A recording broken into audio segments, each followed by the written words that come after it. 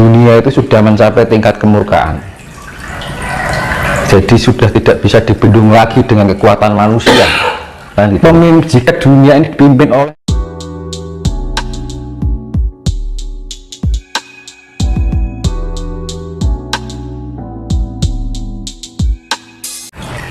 ini suatu berkaitan dengan keegoan ya. Seorang pemimpin ketika egonya tidak bisa dikendalikan, makanya akan berpengaruh pada rakyatnya yang nggak berdosa, ya kan. Ini soalnya penggerak, ya kan. Makanya dibutuhkan seorang pemimpin itu harus bisa mengenal jati diri. Manakala seorang pemimpin itu tidak mengenal jati diri, kalau seorang pemimpin harus mempunyai jiwa jati diri. Nah, jati diri itu adalah kasih, ya kan. Nah, dia akan memikirkan kira-kira perilaku ini akan merugikan orang lain yang nggak berdosa nggak, gitu kan. Nah, karena apa? Zaman sekarang itu hanya keegoan yang dikedepankan tanpa memikirkan dampak itu tadi. Kasihan yang orang-orang yang nggak berdosa kan. Itulah makanya bumi ini harus digulung gitu loh. Jadi karena itu emang imbal balik ya, Tuhan istri dunia itu sudah mencapai tingkat kemurkaan. Jadi sudah tidak bisa dibendung lagi dengan kekuatan manusia kan gitu loh. Karena merasa adidaya. Nah itu sebenarnya itu yang makanya kan diperlukan pemimpin itu harus mempunyai sifat yang jiwa kepemimpinan yang sebenarnya. Nah, jiwa kepemimpinan itu apa? Orang yang bisa memimpin dirinya sendiri terlebih dahulu. Kalau kita belum bisa memimpin diri kita dahulu, manakala diri kita menjadi pemimpin, ya jadinya kayak gitu. Padahal kalau kita mengenal jati diri kita, pasti Tuhan akan include dengan diri kita. Dan perilaku kita berdasarkan kasih. Nggak mungkin dia akan melakukan suatu hal yang keburukan. Dan akhirnya apa? Karena apa? Segala aparat, apa yang namanya tentara gitu kan, itu kan yang menggerakkan pasukannya kan pemimpinnya. Jadi kan tergantung pada ini ya kan. Itu kalau orang pemimpin itu harus bisa memimpin dirinya sendiri. Kalau orang sudah bisa memimpin dirinya sendiri, dia pasti mempunyai sifat-sifat Tuhan. Hal gitu. Jadi orang itu yang pemimpin yang secara mutlak itu ya seperti itu. Tapi kalau jika dunia ini dipimpin oleh orang yang tidak mengenal jati dirinya, hancur-hancuran. Makanya untuk menjadi pemimpin itu dasarnya adalah kita harus mengenal jati diri dulu, memimpin diri kita sendiri kan gitu. Karena apa? Kemurkaan itu ya terjadi karena apa? Karena pihak pemimpinnya. Makanya saya kembalikan tadi, manusia di dunia ini sudah menjadi parasit bagi alam ini, ya kan. Hewan nggak pernah merusak alam, tumbuhan juga nggak pernah merusak alam, kan yang menjadi merusak alam lah manusia sendiri kan gitu.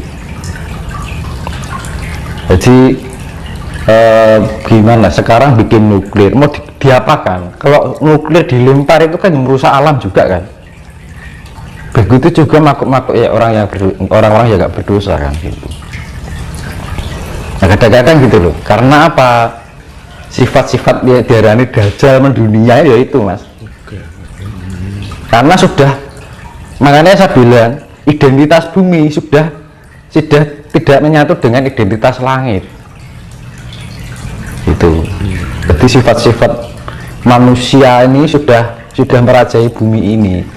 Nah kalau bumi ini sebenarnya merasa sakit dengan ulah manusia itu. Gitu. Karena apa itu tadi? Kalau kita tidak bisa, misalkan ada orang dia tidak bisa menguasai dirinya sendiri, diangkat seorang pemimpin karena dia mempunyai mungkin ya kepangkatan atau apa gitu ya, kewenangan gitu kan. Akhirnya apa? Yang terjadi adalah kehancuran.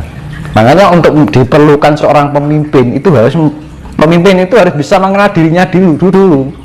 Dan mengenal diri itu pasti dia akan mengenal sifat-sifat Tuhan, ya kan. Yaitu dampaknya kalau sebuah negara hanya didasari dengan sebuah wewenangan itu, tanpa didasari pengenalan diri sejati atau identitas dirinya sebagai pengajawantahan sifat Gusti, ya jadinya seperti itu. Nanti Jawa ini nanti ada spesifik, orang yang terbangkitkan itu punya spesifikasi masing-masing. Ada yang bagian keahlian, ada yang bagian pengobatan, ada yang bagian istilahnya pasukan perang, bukan perang berarti pasukan. Ada yang berperan sebagai senopati, ada yang berperan sebagai menteri, ada yang berperan sebagai pemimpin, kan gitu. Nanti sudah disiapkan nanti para light worker lah ibaratnya, para pekerja cahaya ini terbangunkan kecerahannya, kesadarannya, spiritnya dibangunkan, nanti punya spesifikasi masing-masing. Ada yang ahli, jadi kayak bengkel itu ada ahlinya, ya ada bagian ini, ada bagian itu, nanti sudah disediakan oleh leluhur masing-masing, punya kelebihan masing-masing yang saling melengkapi akhirnya. Makanya ini di dalam spiritualitas anak-anak muda, ada yang punya kemampuan ini, ada yang punya kemampuan itu. Itu memang sudah disiapkan oleh leluhur. Itu bukti nyata loh. Dan itu sekarang sudah banyak gitu loh. Bukti nyata. Gak hanya omong kosong. Banyak kan sekarang anak kecil-kecil bisa tahu hal yang sifatnya gaib, terus bisa ngomong kayak anak-anak dewasa, ya kan? Terus punya pengetahuan yang banyak. Nah itu kan karena jamaah dari leluhur, itu bagian dari penyelamatan dari leluhur untuk cucu-cucunya. Itu kan sudah nyata. Cuman kita kadang-kadang nggak menyadari bahwa itu leluhur kita sudah bekerja gitu loh sebenarnya. Ya kan sekarang anak-anak muda udah pintar tuh mas. Ada punya yang spesifikasi ini, ada yang punya bakat ini, kan macam-macam. Nanti kan ada yang ditempatkan dari Menteri Keuangan, ibaratnya gitu loh, Menteri Ketatanegaraan, gitu. Menteri Kesehatan, macam-macam. Dia punya spesifik masing-masing, kan gitu. Anak muda spiritual muda kan kayak gitu sekarang. Tiba-tiba nongol orang ini, tiba-tiba nongol orang ini, kan gitu. Itu bagian dari pelindungan para leluhur. Salin rogo mas, leluhur itu kita dikei busana, diberikan busana. Jadi apa namanya, leluhur itu mencari busana gitu, nitis kembali nira gitu. Dan itu sudah nyata. Nah kalau nggak nitis, nyata ini anak kecil sudah bisa ngomong kayak orang dewasa. Itu tanpa zaman leluhur. Jadi raganya, casingnya muda, tapi jiwanya lampau. Iya kan, itu gini mas, di zaman sekarang ini kenapa orang yang hidupnya itu sombong, ambisius, diberi kelancaran dan kesusahan untuk rezeki? Itu nanti orang yang dimurkai. Sekarang gini ya, saya bawakan Kurawa dan Pandawa. Kurawa sama Pandawa hidupnya enak mana mas? Enak Kurawa. Kalau dilihat dari sisi ekonomi ya kan dienakan itu tandanya. Tapi habis manis sepah dibuang loh, iya toh. Kurawa kan dienakan toh, habis manis sepah dibuang, akhirnya yang dimuliakan apa Pandawa kan. Nah itu jadi jangan tergiur dengan kenikmatan dunia. Justru orang Pandawa yang mempunyai jiwa Pandawa ini perangnya dengan air mata kasih. Tahu maksudnya air mata kasih? Nah itu harus diinjak-injak, harus ditindas, harus direndahkan, harus diasingkan, dianggap aneh, ya.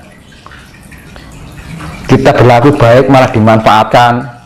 Nah itu Pandawa kan selalu mengalami kayak gitu. Loh, wayang itu kan suatu penggambaran yang akan terjadi ini. Cuma diceritakan dalam cerita wayang, kan gitu. Lah Kurawa kan hidupnya enak-enak, tapi akhirnya habis kan. Jadi ini habis panen sepah dibuang. Itu untuk pembelajaran Pandawa ini. Kalau Pandawa tidak ada Kurawa, dia juga tidak ada pembelajaran di dalam dirinya. Bagaimana mengenal kesabaran, bagaimana mengenal keikhlasan, bagaimana bisa mengenal kasih. Karena ada Kurawa, sering ditindas. Kita belajar dari penindasan itu. Jangan suatu penindasan itu dijadikan suatu ketidakadilan, tapi suatu pembelajaran. Bahwa sifat-sifat buruk itu suatu pembelajaran kita untuk menjadi pribadi yang lebih ikhlas, lebih mempunyai kesabaran, lebih mempunyai jiwa yang luhur. Kan ngono. Justru nek Pandawa kalau nggak ada Kurawa juga nggak akan mengerti juga. Tapi ki dienakan, tuh habis manis setelah dibuang. Ngono lho, Mas. Jadi ya jangan kalau di dunia ini merasa orang hidupnya seenaknya saja, malah hidupnya secara ekonomi dienakkan, ya nanti ya gambarannya kayak antara Pandawa dan Kurawa itu nanti. Ya sama halnya negara kita ibaratnya ya ditindas terus oleh negara-negara lain. Makanya akan selamat lebih banyak karena Pandawa itu digambarkan seperti Jawa ini di Nusantara digambarkan seperti Pandawa karena sering ditindas, dimanfaatkan, ya kan. Ya akhirnya apa, yang Kurawa ini habis manis setelah dibuang. Iya loh, habis manis setelah dibuang kan dienakan dulu baru diguak kan, Mas. Ya kan, dienakan dulu, dimanis-maniskan dulu, habis itu dibuang. Ngono. Kalau kita ya namanya berakit-rakit ke hulu, berenang ke tepian. Kalau ingin senang ya harus susah dulu, senang kemudian, kan ngono. Dan itu harus bisa kalau kita mendapatkan suatu ujian keterpaan atau yang sifatnya itu tadi hinaan, tindasan oleh yang sifat-sifat seperti itu, jangan dijadikan suatu itu ketidakadilan, tapi dijadikan itu suatu pembelajaran agar kita menjadi pribadi yang lebih paham. Oh ini gitu, nek paham kan, oh iya kan gitu kan. Pandawa kalau nggak ada Kurawa ya juga nggak akan dewasa. Betul. Gitu loh. Ya kita berpikirnya positive thinking. Tanpa mereka kita nggak bisa berpikir. Nah, walaupun kita kan ada dampaknya juga gitu kan. Dampaknya apa? Penderitaan. Kan gitu. Ya penggambaran wayang ini ya sudah jelas. Wayang itu dibuat untuk Barataya Jawa Binangun ya sekarang ini. Dan itu terjadi kan gitu loh. Apa Mas? Nah itu tadi habis manis setelah dibuang, dimaniskan dulu baru diguak. Analoginya seperti itu. Berarti sekarang kita ini memasuki zaman Bharatayuda, Mas. Iya, sudah. Bharatayuda itu sudah bertahun-puluh tahun ini, sudah beratus-ratus tahun dari sejak Majapahit ke sini, penjajahan nggak berhenti, semakin ke sini semakin kita nggak disadari bahwa kehidupan di negara kita ini sudah dikuasai. Sekarang mobil motor dari mana, Mas? Ya kan? Yang untung negara mana? Negara lain. Iya. Ya kan? Nggak usah tuh, ajarannya aja. Jawa sendiri ini radigo. Malah dianggap aneh kan gitu kan. Kita mempelajari kejawen malah misalnya dianggap orang aneh kan, dianggap musyrik kan gitu. Kan aneh kan gitu. Kita merasa asing di tanah kita sendiri. Gitu. Kalau kita belajar tentang kejawen misalkan, kita jadi merasa asing gitu kan. Padahal ini tanah Jawa gitu loh. Serasa kita nggak berada di tanah air kita sendiri rasanya gitu. Nah gitu loh. Makanya kan kalau orang yang istilahnya gini memahami itu, anaknya mengguyu Mas. Guyune iki guyu piye ya? Guyu gedek lah istilahnya kan. antara guyu karo ya memprihatinkan kan gitu loh. Dunia itu kayak bagaikan permainan gitu loh. Semuanya sifatnya rekayasa, kemurniannya itu sudah hilang gitu. Makanya kembali pada kemurnian diri kita sendiri, yaitu tadi harus mempunyai sifat-sifat Tuhan yang harus include di dalam segala perilaku kita, ucapan kita, pikiran kita, rasa kita. Kalau kita misalkan gini, itu tadi saya bilang pengertian itu nggak usah terlalu rumit gitu ya. Yang penting kita bisa menciptakan kasih. Wis simpel aja. Satu kitab gampangan ini berapa ayat, kasih, di sini disimpan kasih, disimpan kasih, selesai. Nah gitu. Itu nanti dengan kasih kita akan mengerti dengan alam dengan sendirinya, mengerti dengan jati diri kita dengan sendirinya.